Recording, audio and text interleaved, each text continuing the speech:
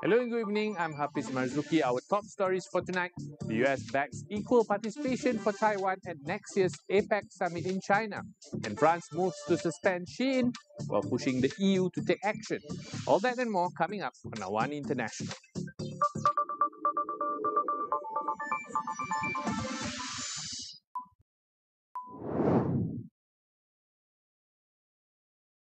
The United States has called on China to allow Taiwan full and equal participation at next year's APEC summit in Shenzhen. The statement comes after Taipei accused Beijing of adding a lot of conditions to its attendance, a move that Taiwan says violates China's earlier promise of equal participation. A U.S. State Department spokesperson said APEC members had agreed by consensus to let China host the 2026 summit with all members, including Taiwan, expected to participate on an equal footing. In response, Chinese Foreign Ministry spokesperson Mao Ning said Beijing would fulfill its duties as APEC host and reiterated that Taiwan's participation must comply with the One China principle. Taiwan participates in APEC under the name Chinese Taipei and traditionally sends a ministerial envoy in place of its president to avoid political friction.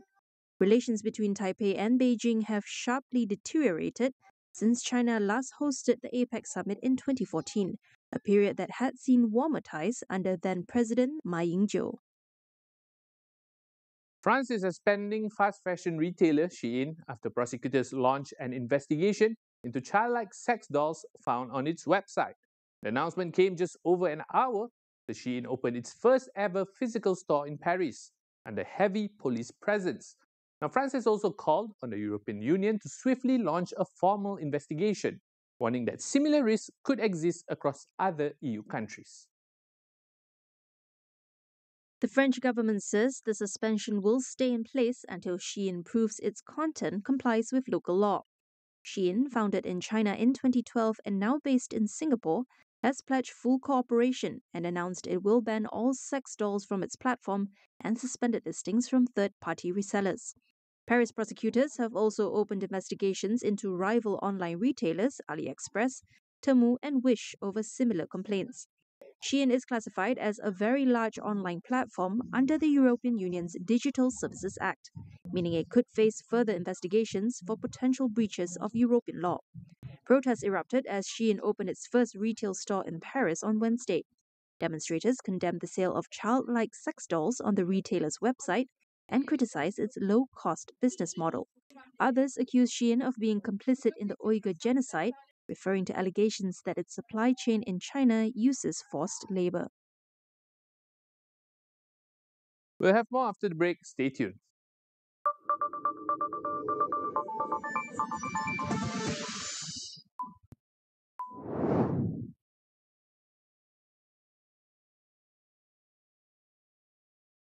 Buli di sekolah. Isu ini bukan perkara baru. Buli tertakluk kepada perbuatan agresif secara fizikal. Apa sebenarnya Jurabu punca utama yang menyumbang kepada masalah ini serta kesannya kepada kesihatan kita? Mereka akan mengalami iritasi-iritasi kepada mata. Selain itu, iritasi kepada saluran pernafasan.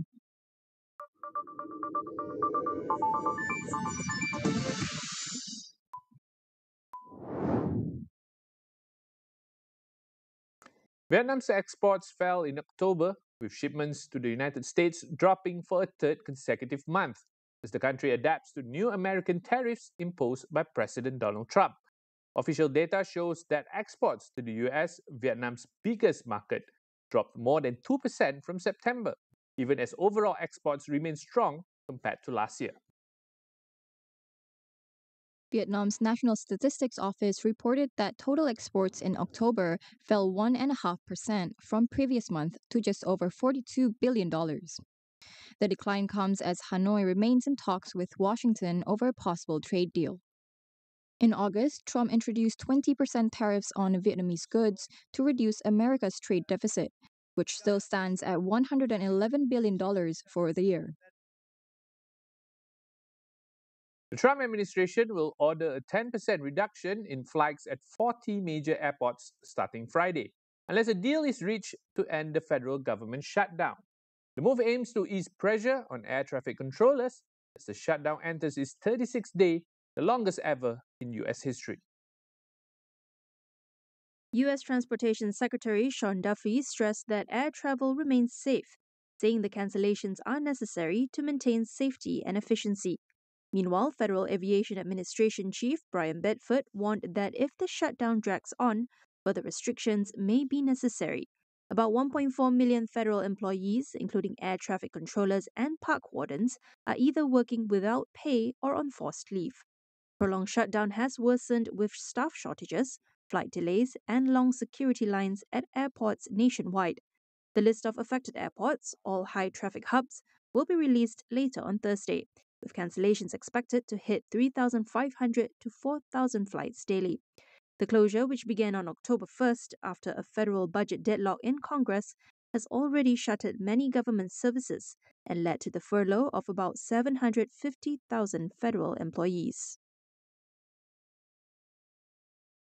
North Korea has slammed the latest US sanctions targeting cybercrimes, which Washington says help fund Pyongyang's nuclear weapons program. Vice Foreign Minister Kim Un-chol accused the US of harboring wicked hostility and vowed countermeasures. He added that sanctions and pressure tactics would not change the strategic situation or Pyongyang's stance. The comments follow U.S. Treasury Department action against 8 individuals and 2 entities accused of running cyber-related money laundering operations. Washington alleges state-backed hackers have stolen more than $3 billion in digital assets over the past 3 years to fund North Korea's nuclear programs. The sanctions come as U.S. President Donald Trump signals interest in reviving talks with Kim Jong-un, saying last month that the door remains open for future dialogue. So far, Kim has rejected any engagement with Washington or Seoul. US President Donald Trump has threatened to cut all aid to Nigeria if the country fails to stop what he calls the mass killing of Christians. The warning comes after Washington placed Nigeria back on its list of countries accused of violating religious freedom, further straining diplomatic ties. Nigeria has rejected the U.S. designation, calling it misinformed and based on faulty data. It argued that the country faces terrorism, not persecution of Christians, and that any U.S. assistance must respect Nigeria's territorial integrity.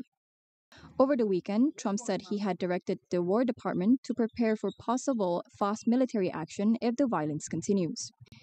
Nigeria, home to more than 200 ethnic groups, has a long history of coexistence, but also periodic clashes driven by ethnic and resource-based tensions.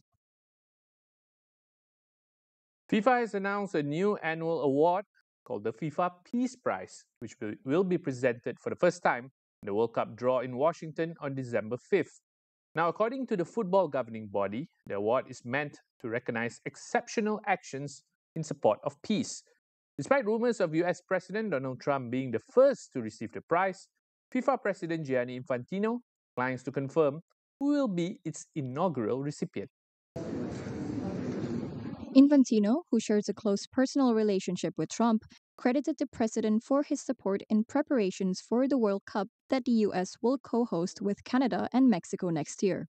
He also said it was important to honor those who work to end conflicts and bring people together in the spirit of peace.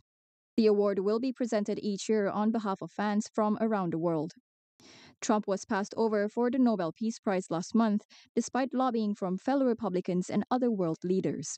His daughter, Ivanka Trump, was recently appointed to the board of a $100 million education project, partly funded by 2026 FIFA World Cup ticket sales. Brazil's President Luiz Inácio Lula da Silva is urging major greenhouse gas emitters to make stronger commitments ahead of this year's COP30 climate talks. In a meeting with Chinese Vice Premier Ding Xuexiang, he calls on Beijing to join financing initiatives for climate transition and resilience. Beijing has been seeking to maintain a prominent role in global efforts to fight the climate crisis. The talks between Lula and Ding were reportedly brief and cordial, with the two leaders also discussing potential Chinese investments in Brazil, including in green energy generation. Ding is leading China's delegation to the UN climate meeting in the absence of President Xi Jinping. China's presence at the summit is expected to be among the largest, with a 300-member delegation attending the event in the Amazonian state of Pará. Global tensions are reshaping the energy landscape, and nuclear power is back in focus. At the Singapore International Energy Week 2025, Dr. Sama Bilbao Ilion, the World Nuclear Association, says more countries are turning to nuclear to strengthen energy security and independence. Energy security, energy independence, becoming autonomous and not having to depend on too many other countries for your energy. So this is part of the reason why many countries are turning to nuclear energy. Then the other thing that I would say is, despite all these conflicts that you mentioned, I think that we have been able to stay a little above the politics.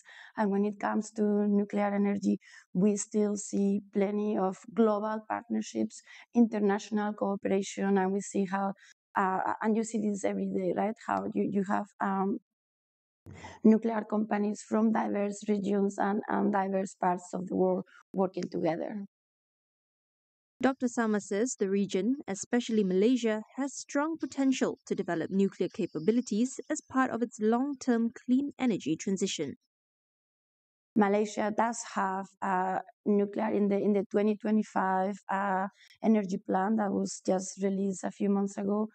There is a desire to include up to, I believe, 7% of the global of the Malaysian electricity mix coming from nuclear energy by 2050. So the government has currently ambitious plans. I think that they are hoping to have the first unit operating by 2032 or something like this. Now, what is the reality of this? To me, there is obviously a lot of work that needs to happen.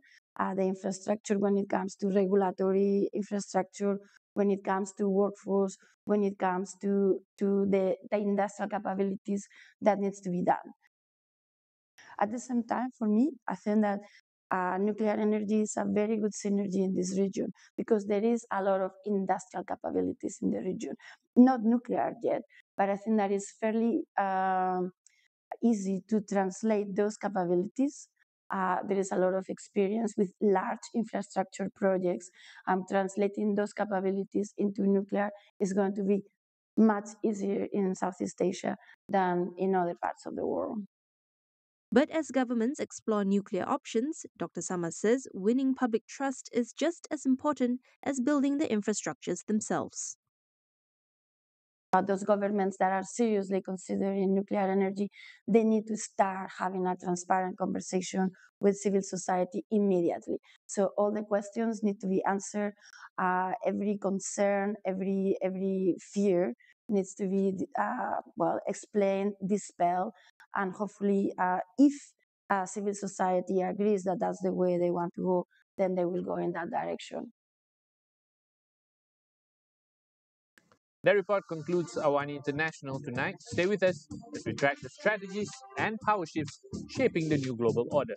For more updates, visit international.astroawani.com and follow us on social media as well. I'm Hafiz Mazuki. Thank you for watching and good night.